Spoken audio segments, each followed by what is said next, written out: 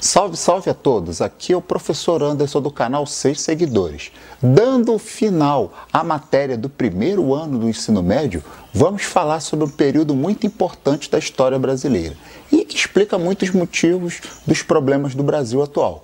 Vamos falar sobre o Brasil Colônia. O Brasil Colônia foi o período compreendido entre 1500, com a chegada das caravelas e de Cabral ao Brasil, até 1822, quando tivemos implantado o Império Brasileiro. Lembrando que no território brasileiro existiam os índios, que na verdade é um nome derivado da vontade que os portugueses tinham de chegar às Índias. Eles fizeram uma rota alternativa por conta do monopólio de genoveses e venezianos, então eles fizeram uma outra rota para chegar nas Índias.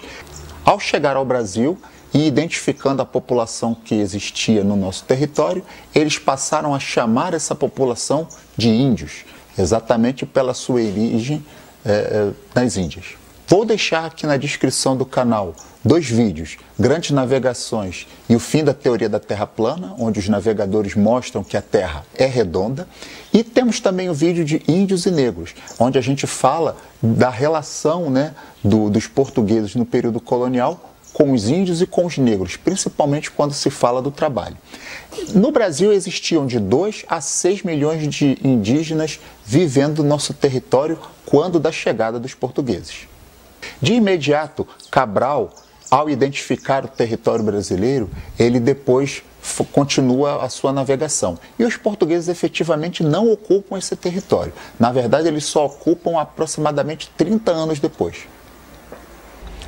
A primeira riqueza explorada no nosso território foi, inclusive, a planta ou a árvore que deu origem ao nome, o pau-brasil. Na verdade, deu origem ao território e deu origem também ao nome dado às pessoas que vendiam essa madeira, que eram chamados brasileiros. O pau-brasil é uma planta em cor avermelhada, muito apreciada pelos europeus. Foi a primeira riqueza tropical brasileira. Logo após, nós tivemos a cana-de-açúcar, um produto muito valorizado, Você poderia transformar em açúcar, em aguardente.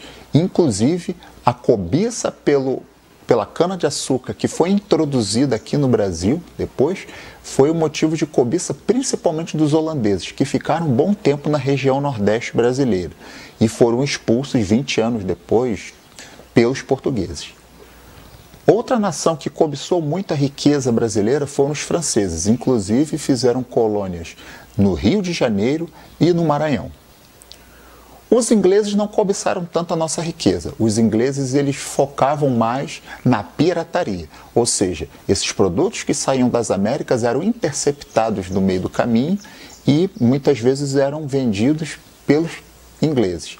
E os holandeses, apesar de terem se fixado no nosso território, também praticavam muita pirataria nesse comércio transatlântico, ou seja, na retirada de mercadorias das Américas indo para a Europa. A primeira divisão política brasileira foi dos governos gerais. Nós tínhamos, na verdade, dois governos gerais que dividiam o Brasil em dois. Depois tivemos o sistema de capitanias hereditárias. Esse sistema de capitanias hereditárias dividia o território em aproximadamente 15 porções que eram dadas aos donatários, e esses donatários tinham a responsabilidade de administrar este vasto império colonial.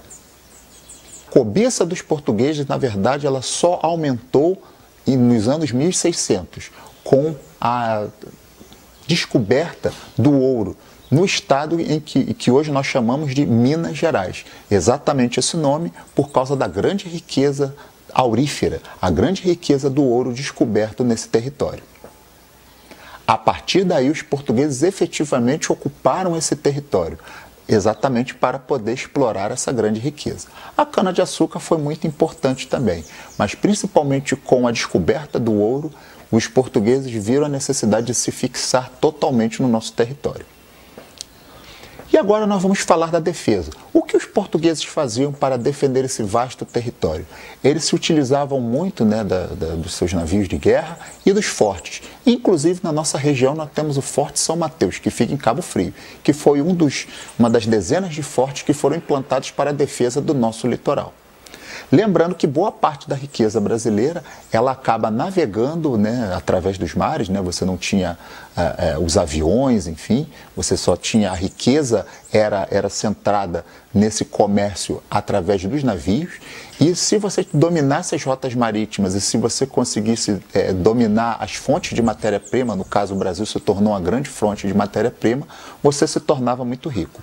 Lembrando que Portugal e Espanha eram extremamente ricos, se tornaram as nações mais ricas de então, exatamente porque tinham o vasto território das Américas. E no caso, Portugal tinha um vasto território brasileiro para explorar. Aquela velha perguntinha, por que os índios foram substituídos na escravidão pelos negros? Na verdade, no meu videozinho que eu falo de índios e negros, a gente fala sobre isso. Você consegue entender por que os negros eles eram utilizados. Basicamente por causa do lucrativo comércio de escravos negros através dos navios negreiros ou tumbeiros.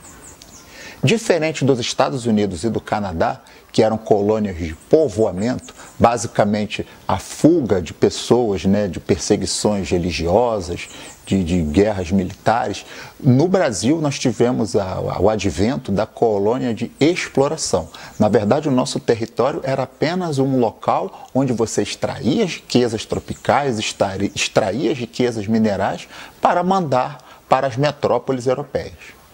E no ano de 2020, nós temos o Brasil continuando com esse perfil primário, em que você pega a riqueza da terra, no caso a soja, e manda em tonelada para o exterior. O minério de ferro bruto que é extraído e é mandado para o exterior. No Brasil colônia isso não era muito diferente. Você tinha riquezas minerais, riquezas tropicais sendo mandadas para o exterior a preços muito baixos. Temos que entender, né? Fale com seu professor de geografia, quanto mais você agrega riqueza ao seu material, mais dinheiro você ganha. Lembrando que a colônia brasileira durou 300 anos, nós passamos muito tempo sendo explorados, e isso explica também boa parte das contradições e da pobreza do Brasil atual. 300 anos de escravidão, 300 anos de pilhagem não são superados tão facilmente. Valeu, minha gente. Um abraço a todos e excelentes estudos.